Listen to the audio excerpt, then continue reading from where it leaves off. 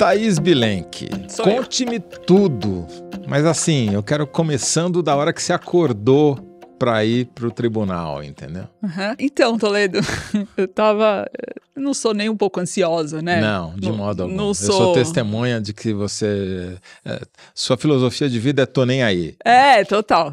Eu vivo na vida a passeio. E cheguei lá no julgamento na terça-feira, estava escuro, não eram 6 horas da manhã, eu fui a terceira pessoa a chegar naquele tribunal. Quer dizer, tem duas pessoas mais ansiosas Mas que Thaís Bilenque em Brasília. Vivo, porque elas devem ser da madrugada. Ah, entendi. Quem estava lá desde a noite anterior, né? Eles estavam ao contrário de ansiosos, né? Ou seja, você a chegar, você foi a primeira. Cara, eu acho que eu fui, sabe? E assim, foi inútil, completamente inútil, porque na semana passada teve uma enorme fila dos jornalistas e com todos temendo não conseguir credencial para subir, enfim, tinha toda uma expectativa e acabou que aconteceu, todo mundo pôde entrar, enfim, assistir. Ninguém ficou do lado de fora, mesmo quem chegou atrasado, entrou. Na semana passada não, porque essa fila tal, teve uma burocracia. E aí eu pensei, bom, essa semana vai ter de novo, talvez até mais, né? Porque começaram os votos dos ministros. Você chegou antes do galo. Aí que nada, assim, super em vão, porque foi tranquilo. De antes das 6 da manhã até as 9 da manhã, quando começava o julgamento, ali... Tava lá, mas é que aí logo, assim, em seguida foram chegando, 8 da manhã, já tava lotado, assim, né, lá embaixo, E daí subiu todo mundo? E aí subiu todo mundo. Faltou cadeira? Não faltou, até sobraram algumas. Opa. O que me surpreendeu, por exemplo, bolsonaristas tinha só um deputado lá, o Zucco, que é líder da oposição do PL do Rio Grande do Sul. Tinham 5, 6, dependia da hora, chegava alguém ou saía alguém, deputados da esquerda, do PSOL e do PT, e do PCdoB, e só, não tinha mais político nenhum. E tinham os advogados, mesmo os advogados, alguns precisaram sair durante o julgamento e deixaram seus colegas de defesa lá. Então, assim, politicamente, estava menos... fervilhante do que juridicamente. Entendi. Quer dizer, a surpresa não veio do plenário, a surpresa veio... da tribuna, né? Da tribuna. Dos ministros. E aí, tinha um super esquema de segurança. Então, você passava por um raio-x embaixo, outro raio-x em cima, tinham cachorros farejadores, até lembrei do nosso Zeus. Do Zeus. E aí, lá na primeira turma, na sala onde aconteceu o julgamento, tinham 7 policiais ao redor da plateia, olhando sempre para a plateia, e mais uns 10... funcionários de terno e gravata do tribunal, né, seguranças, assessores, controlando tudo ao ponto de várias, não uma só, tá? Várias vezes terem ido falar, por exemplo, com os deputados de direita e de esquerda, sem discriminação, que eles estavam falando alto ou que eles estavam levantando o celular, porque tinha uma regra de que você não podia filmar, gravar durante a sessão. E aí, às vezes, o deputado levantava o celular para ver um vídeo, por exemplo, e os policiais já vinham dizer que não podia. Ou, enfim, eles estavam realmente... Marcando em cima. Cima.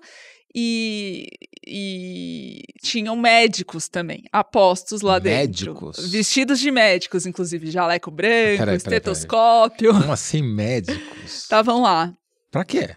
Eu acho que, né, no caso de um infarte, de alguma... alguém passar mal, alguém cair pra trás. Não foram, os réus não foram, nenhum deles. E a verdade é que eu vi esses 2 médicos no primeiro dia e vi eles no segundo dia. No segundo dia, durante o voto do Fux, um deles estava cochilando. Então, pra quem não estava? E quem não estava? Exato, quem estava temendo uma... Quer dizer, o máximo que eles podiam... que eles poderiam ter atendido ali teria sido um ataque de tédio agudo, né? Sonolências contaminantes. Agora, uma cena, tiveram várias, eu não vou ficar aqui falando só disso. Opa, é o que interessa. A esposa do Flávio Dino foi assistir o julgamento. Nos 2 dias ela estava lá, ela chama Daniela Lima, e ela estava na plateia, junto com todo mundo. No primeiro dia... Logo antes do Dino votar, ela entrou no gabinete dele, no tribunal, para eles almoçarem entre a primeira sessão e a segunda sessão, e depois ela saiu, eu falei, o que vocês comeram? Uma saladinha leve e tal, e voltaram. No segundo dia, durante o longuíssimo voto do Fux, em dado momento, o Dino sai da sessão e vai lá para dentro, né? Não dá para saber aonde exatamente, e passa um tempo, um assessor chama a Daniela, ela entra também, eles ficam mais um tempo, e voltam para, né, dar um refresco e tal. E o gabinete do Dino, quando você entra, a primeira coisa que você vê enorme é uma muralha da China pintada, uma tela gigante que inspira paciência. Então, acho que ele estava recorrendo a essa imagem ao longo desses dias de julgamento, porque precisou de muita paciência, né? Precisa de uma paciência de chinês para ouvir o Fux. Muito bom! E vamos então tratar da parte menos interessante, que é o que eles falaram. Aí começa a sessão, vamos começar na ordem cronológica, o voto do Alexandre de Moraes, do relator, era um voto aguardadíssimo, e ele fez um voto de algumas horas, longo, mas muito organizado. Então ele separou toda a trama golpista em 13 pontos, e nas palavras do Rogério Correia, que é um deputado do PT, Partido dos Trabalhadores, que estava na plateia, ele foi concatenando os fatos, eu achei boa essa palavra que ele escolheu, e os personagens. Então ele contou uma história em capítulos, 13 capítulos, amarrando as investigações da polícia, a denúncia da PGR, todos os desdobramentos do julgamento até aqui. Não foi assim como o primeiro bloco de A Hora na semana passada, que estava só em 11, conseguiu, né, ser mais conciso em 11 pontos, mas em 13 tá bom. Em 13 tá bom. Comparado com o Fux, foi um haikai jurídico. E isso. Logo no começo do voto do Alexandre, o Fux interrompe e diz que essas preliminares são os questionamentos das defesas, que questionam se o julgamento deve ocorrer no Supremo ou na primeira instância, e outras. O Alexandre passou por elas rapidamente, porque elas foram votadas no recebimento da denúncia, então ele considerou um assunto vencido, superado, e só mencionou. O Fux interrompe para dizer não, no meu voto não, de jeito nenhum. Ou seja, estava ansioso o Fux. Né? Tudo bem. Queria então, falar muito. No seu voto você fala. E aí começa o voto do Alexandre de Moraes e em dado momento o Dino interrompe e faz um comentário sobre o que estava sendo dito. O Fux espera o Dino terminar de falar e diz: nós combinamos aqui na salinha que não haveria partes, que são essas interrupções. E eu gostaria que o combinado fosse cumprido e tarará. Aí o Alexandre de Moraes fala: ministro, Vossa Excelência, a parte foi feita a mim, e eu que concedi. Mas nós combinamos que isso não poderia ser feito. Aí o Dino responde: não se preocupe, tenha certeza que no seu voto não será feito nenhuma parte, pode dormir tranquilo. Ou seja, o Fux já estava nervoso na véspera. Levantou 3 vezes durante a leitura do relatório do Alexandre de Moraes, ele estava muito inquieto, assim, inegavelmente inquieto. Todas essas cenas que você descreveu, as cenas de quem está ansioso, né? E aí, o que eu acho também a primeira contradição das várias que a gente vai mencionar aqui é que ele interrompeu o Alexandre de Moraes no começo do voto dele e depois reclamou que não poderia ter interrupção nenhuma, né? Então ele esqueceu. Mas isso é praxe, né? Esquecer o que ele mesmo disse faz parte da história do Fux. E aí, depois, Toledo, começou o voto do Flávio Dino, que foi um voto mais breve, 1h30, talvez, 2, não sei. Quiçá todos fossem assim, né, Thaís Belém? Ele faz votos, não é a primeira vez que ele faz votos concisos. E eu quero destacar que ele falou muito sobre a inconstitucionalidade da anistia para crimes contra o Estado Democrático de Direito, que é um entendimento que o Supremo estabeleceu. Ele, inclusive, citou o voto do Fux, naquele caso do deputado Daniel Silveira, que o Bolsonaro deu um indulto e o Supremo derrubou com o voto do Fux, que se posicionou contrário, dizendo que é uma cláusula pétrea que nem o Congresso pode suprimir através de emenda. Mas o que o Fux vota não se escreve, né, Thaís? A gente vai falar sobre essa anistia e o Congresso e a repercussão política disso no outro bloco, mas é muito importante porque eles se complementaram. Então, o Alexandre de Moraes demonstrou a culpabilidade dos réus, né? Porque todo o embasamento dele, esses 13 pontos que você mostrou, né, que foram concatenados, estavam todos eles embasados em provas, né? Ele dava, digamos assim, o resumo, o veredito, mas dizia por causa disso, disso, disso e daquilo. Não era da cabeça dele, né?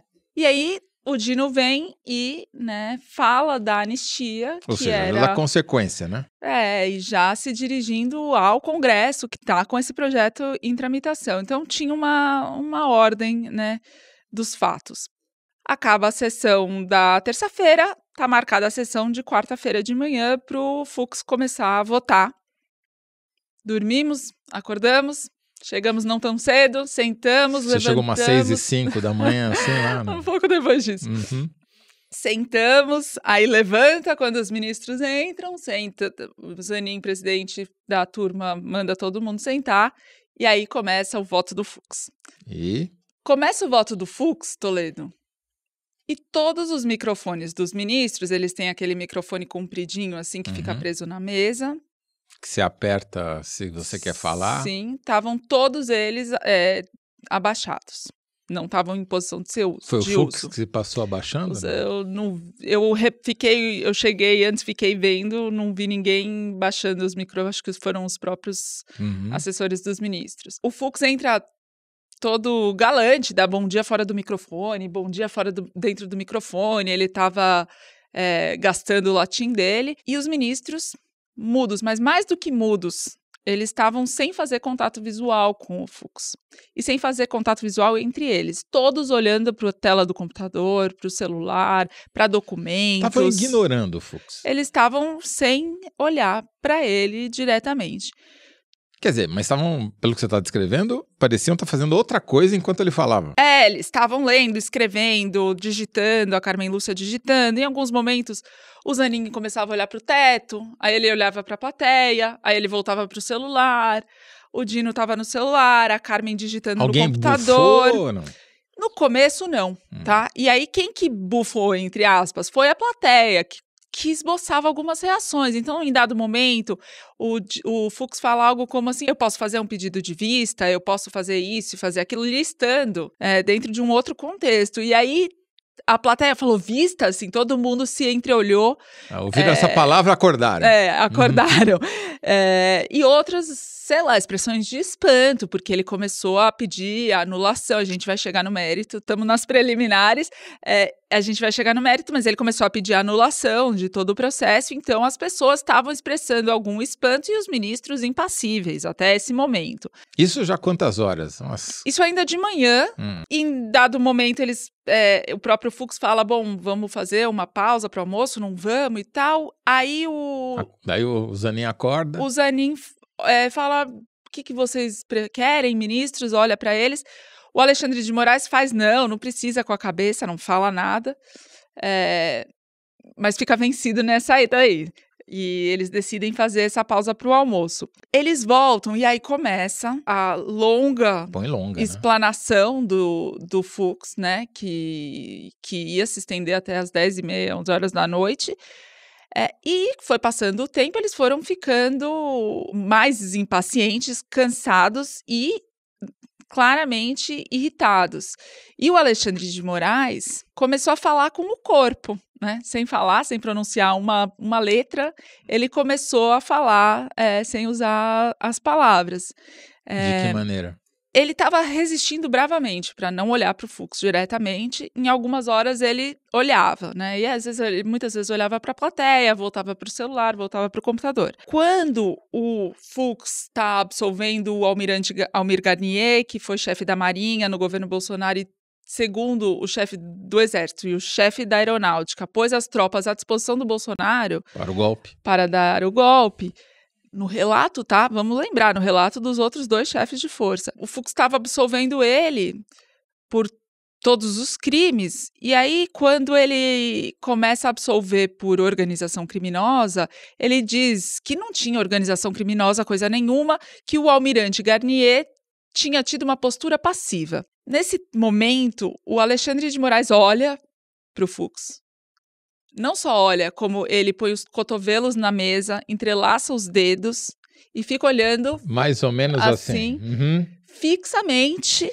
Assim, vou fuzilar você com os meus olhos. Fica olhando fixamente pro Fux falar, continuar falando. Um garçom traz um copo de água novo, né? Repondo o copo de água dele, ele nem se mexe, nem vira o rosto. O Fux continua absolvendo ele e já indicando que ia absolver os outros, porque para ele não tinha organização criminosa nenhuma. O Alexandre faz um não com a cabeça e volta para o computador. Quando ele volta para o computador, tira o olho do Fux, o Zanin olha para ele. O Zanin, na condição de presidente da sessão, era a única pessoa que estava se dirigindo ao Fux e aos outros ministros, né? Ele estava tendo que organizar a sessão. Então, ele olha rapidamente para Alexandre de Moraes com alguma, né, atenção. E o Moraes continua impassível, em silêncio, olhando para o computador, passa um minutinho, já faziam 8 horas do voto do... Só 8 horas que o Fux falava sem parar. 7 ou 8 horas. Tá bom, só 7. E aí o Moraes se levanta e deixa a sessão por alguns bons minutos. Era a segunda vez que ele levantava e nessa hora ele levantou. Para um monólogo que foi essa sessão, né, para uma sessão sem nenhum tipo de comunicação a não ser o voto do Fux, foi uma baita de uma cena, né? Foi uma baita de uma manifestação. Posso te interromper? Apesar de a gente ter combinado aqui na salinha que não teria apartes, para mim, Thaís, o pior, eu não vou nem falar do conteúdo que a gente ainda não começou a falar disso, mas estou falando da forma, é que o fato dele ter sido ignorado deliberadamente pelos colegas, para mim, mostra algumas coisas. Primeiro, que eles já sabiam o que vinha. Segundo, que eles desprezam o Fux. Desprezam, acho que o verbo é esse, é desprezar. Né? Não é nem achar que é café com leite, é desprezo. Né? E terceiro, mostra como é medieval o sistema. Porque qual o sentido de alguém ficar lendo durante 10 horas, sei lá quantas horas foram, 11 horas, sei lá, um negócio que todo mundo poderia ter lido, se é proibido ter debate. Se está combinado que eu não posso nem sequer fazer uma parte do que você está falando. O que a gente ganha disso?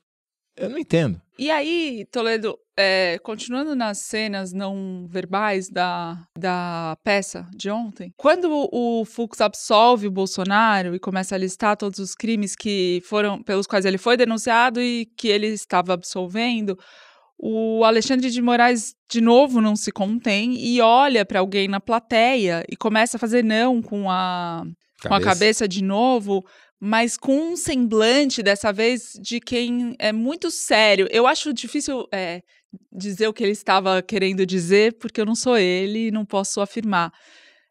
A minha impressão, enquanto observadora... era de um ministro que já não era indignado, já não era irritado, era um ministro que estava... Desacreditando, isso mesmo. É a minha observação, tá? Não estou botando palavras na boca dele. E aí eles fazem um segundo intervalo, então teve um intervalo de manhã, o almoço, e um terceiro intervalo, 8 e tanto da noite. E o Fux dizendo que ia longe.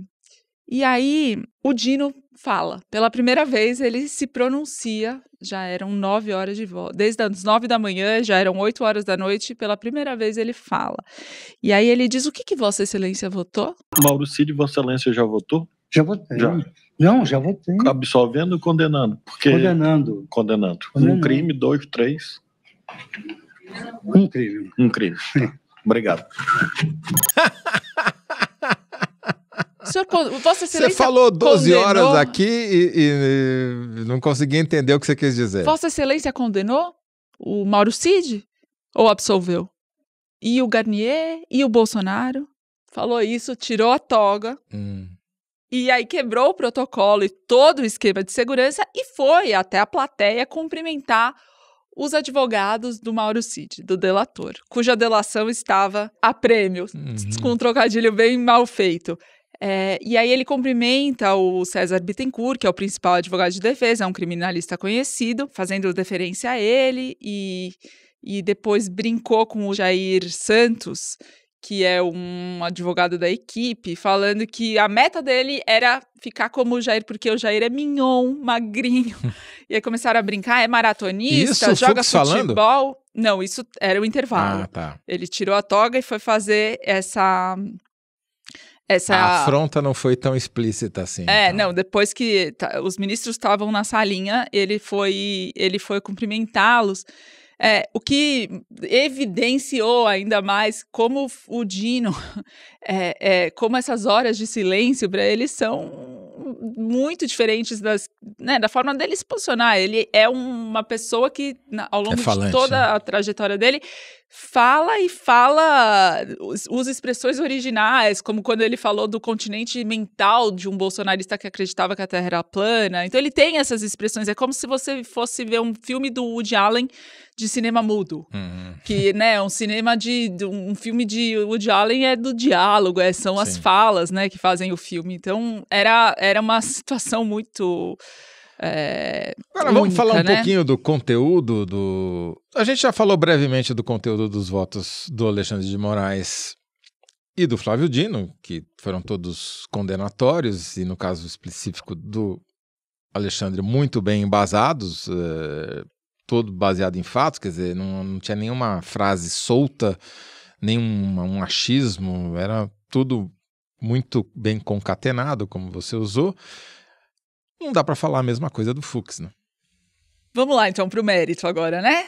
Terminamos as preliminares. O Fux, o spoiler é que o Fux absolveu todos os réus por todos os crimes, com 2 exceções, né? Ele condenou o Cid por tentativa de abolição do Estado Democrático de Direito e o Braga Neto pelo mesmo crime, cuja pena prevista é entre 4 e 8 anos de prisão.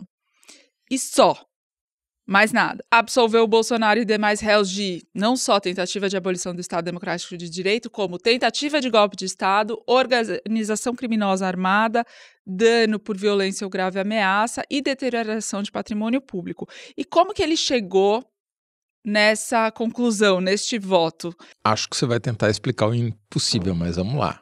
Tô Né? curioso. Qual foi o caminho tortuoso que ele percorreu para chegar nesse voto? Primeiro lugar, né? Ele diz que o Bolsonaro não tem provas de que ele tenha visto, muito menos anuído com o plano do punhal verde-amarelo que visava matar Alexandre de Moraes, Lula e Alckmin, vice-presidente. Não tinha provas que provassem a participação dele nesse plano. Embora o autor do plano tenha impresso o plano no Palácio Planalto e imediatamente se dirigido ao Palácio do Alvorada para se encontrar com Bolsonaro, levando, ao que tudo indica, o que havia acabado de imprimir. Mas tudo bem, vamos lá. Embora, na condenação do Cid e do Braga Neto por tentativa de abolição do Estado Democrático de Direito, ele diz que ambos atuaram em um plano para, aspas, ceifar a vida do relator dessa ação penal, Alexandre de Moraes. Então ele admite que existe o plano e que o vice e o ajudante de ordens do presidente participaram do plano. E constatou a gravidade de toda a trama com, aspas, diálogos inimagináveis e, aspas, atos capazes de violentamente criar ambiente de ruptura institucional.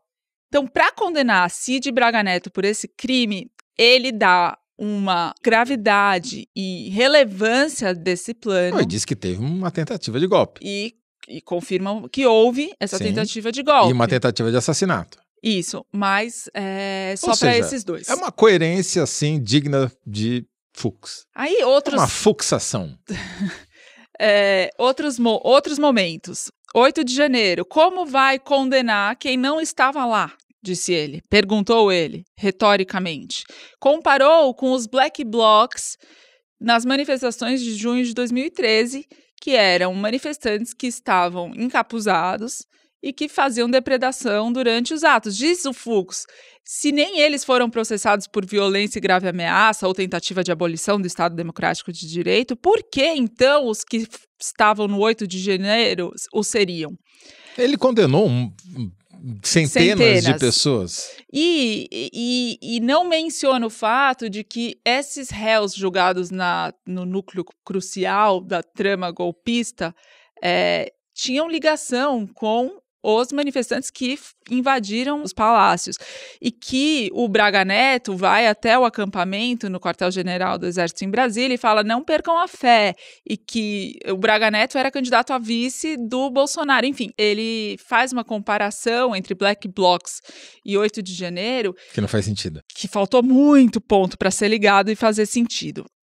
Organização criminosa armada, muito menos armada, tampouco criminosa, porque não havia crimes no plural por um período de tempo determinado e estendido. Se houve tentativa de abolição do Estado Democrático de Direito, em casos bem específicos, não configura organização criminosa no entendimento dele. Minuta.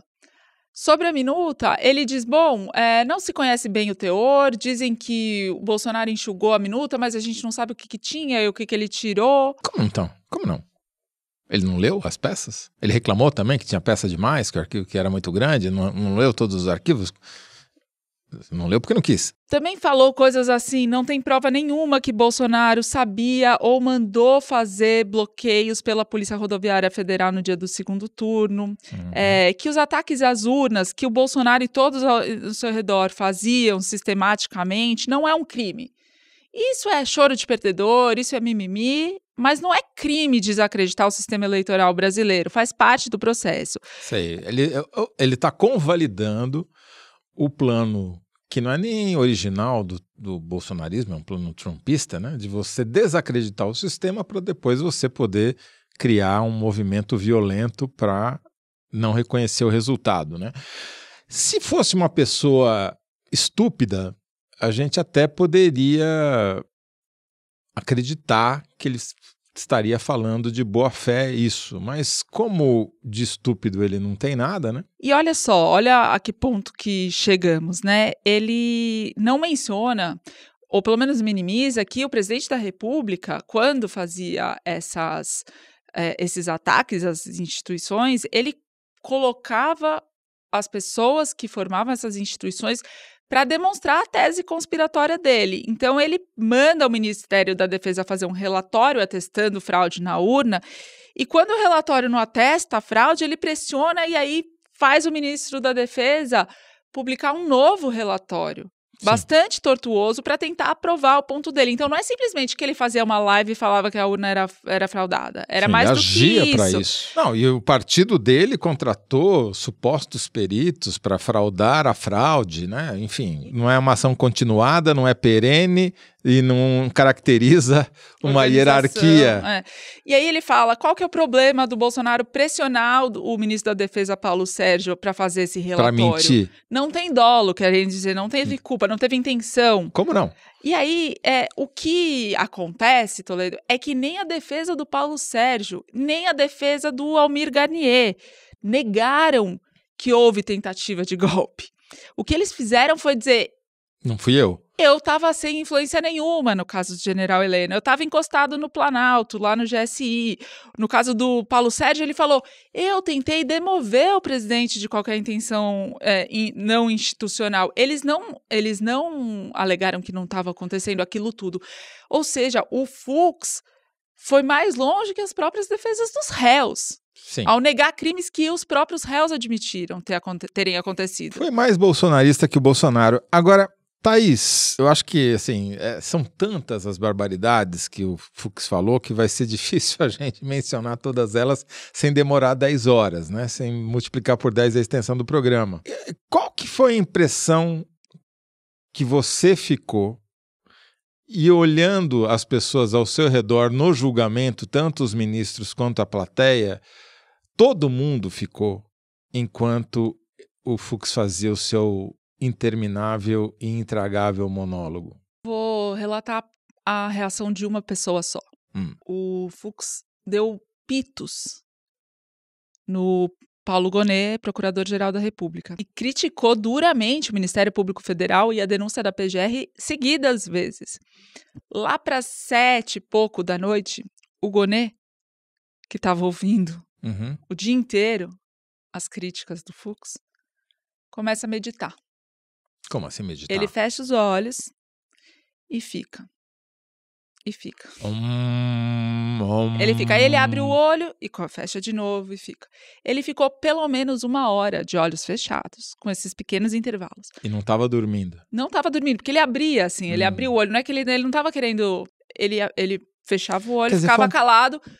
1 hora fazendo isso, quando termina de fazer isso 1 hora, ele levanta e sai da sala. Quer dizer, foi um protesto silencioso que todo mundo, mais ou menos, em diferentes graus, fez diante da estupidez configurada em forma de ministro do Supremo. E, agora, todo mundo ficou espantado, né? Gerou uma comoção, pediu um levantamento para a Palver que mostra que o Fux conseguiu ultrapassar o Bolsonaro em citações, né? Ele realmente conseguiu o efeito que ele queria de ser comentado, embora não ouvido nem acatado. Enquanto a gente está gravando, o ministro Zanin, que é o presidente da turma e vota por último, não tinha ainda votado, mas numa parte ele meio que antecipou o teor do que ele vai dizer, também pela condenação. O que indica que a gente, muito provavelmente, quando o ouvinte tiver ouvido já vai ser um fato consumado, vai ser 4-1. E aí, Thaís, eu acho que o efeito Fux vai sair pela culatra.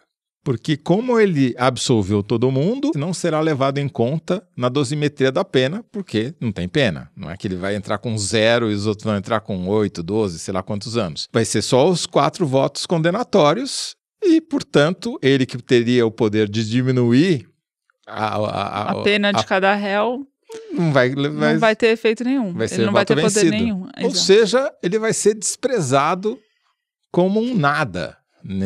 Um 0 à esquerda, não confundam comigo, nessa votação. Você vê que realmente tem que esperar as coisas terminarem para a gente começar a se falar, né? Ontem parecia que o mundo tinha acabado, né? Que era o contrário do que está aparecendo que vai acontecer. Agora, os advogados, conversamos longamente, então tem muita coisa que eles falam, mas o que me chama a atenção é que eles não descartam, por exemplo, entrar com habeas corpus no plenário, por algum ministro, né? Habeas corpus é individual, uma liminar, apelarem para a decisão da inelegibilidade do Bolsonaro, decidida pelo TSE, que já foi recorrida ao Supremo e tem o Fux na relatoria. Então, este voto pode trazer motivação para outros tipos de iniciativas possíveis do universo jurídico de contestação do resultado. Agora, você está coberto de razão. Efeito prático desta semana de julgamento, das últimas sessões do julgamento, não vai ter. As defesas não podem entrar com embargos infringentes que questionam o mérito da decisão do colegiado, mas só podem ser feitas a partir de 2 votos, e a decisão do Supremo de determinar que precisa de 2 votos para esse tipo de recurso teve um endosso do Fux, que votou favorável. Tá. Tem os embargos de declaração, que são quando a defesa alega que houve alguma falha, alguma omissão de provas, e que prejudicam não o mérito da decisão, mas eventualmente a dosimetria ou alguma coisa como essa, e isso não precisa de 2 votos, eles podem entrar, mas isso não tem efeito na decisão em si. Mas tudo isso vai para o relator, que é o Alexandre de Moraes, e ele tem que dar um parecer, e dependendo do caso, leva ao plenário da própria turma, ou tem alguma hipótese de haver um recurso. Iria para plenário se houvesse 2 votos pedindo absolvição e eles entrassem com embargo infringente. Aí tem um regimento para ir para plenário. Plenário com os 11 ministros. Com os 11 ministros. Tá. Tem um efeito prático que é muito grande, que é político, que é estender o julgamento. Né? Não é à toa que a gente chamou de julgamento interminável. Não foi só pelas 12 horas intragáveis do Fux, mas porque os desdobramentos podem se estender por dias, semanas, talvez até meses. Com certeza. E isso tem um impacto direto sobre a política. Tem 3 pontos que ele fez nas preliminares, nesses questionamentos iniciais, que também podem ensejar alguma iniciativa das defesas dos réus. A primeira é que o processo não deveria ser julgado no Supremo, e sim na primeira instância, porque os réus não têm foro privilegiado. Primeiro de tudo, ele votou, como você lembrou, em centenas de casos dos condenados do 8 de janeiro, que tem muito menos foro privilegiado ainda e nunca fez essa contestação. Segundo, os réus têm foro privilegiado sim, porque o entendimento deste ano do Supremo, de março desse ano, antes do julgamento, é que ex-presidentes ou governadores, enfim, pessoas que exerceram cargos, se são julgadas por crimes que cometeram durante os mandatos, são sim julgadas com prerrogativa de foro. O Alexandre Ramagem é deputado federal, ele tem foro, é inequívoco. A Carmen Lúcia votou contra esse entendimento do Supremo em março de 2025, que mudava o entendimento da prerrogativa de foro, mas ela ficou vencida e ela não ressuscitou nenhum morto nesse julgamento. Ela simplesmente entendeu que o Supremo concordou que era assim que tinha que ser. Depois ele disse que não era para ser se fosse para ser no Supremo, que não fosse na turma, que fosse no plenário. Eu vejo de fato um limbo na definição do Supremo, porque eles não falam em ex-presidente, eles falam presidente no plenário. Outros réus de ação penal são nas turmas, e ex-presidente? Não está dito, não está claro, então ficou isso em aberto. E ele também falou sobre as bilhões de páginas que foram apresentadas nos autos, com pouquíssimo tempo para as defesas acessarem, não tinha índice, não tinha sumário, que é o que se chama aí por aí de document dump, que é um despejo de documentos que cerceou o direito das defesas. Precisa avisar o ministro Fux que tem um negócio chamado inteligência artificial que pega todos esses bilhões de páginas. Você precisa pagar, né? Mas se você não for muquirana, ele vai lá e faz o índice bonitinho para você, transforma em quantas páginas você quiser, mas, enfim, vamos ter essa expectativa em relação ao Fux.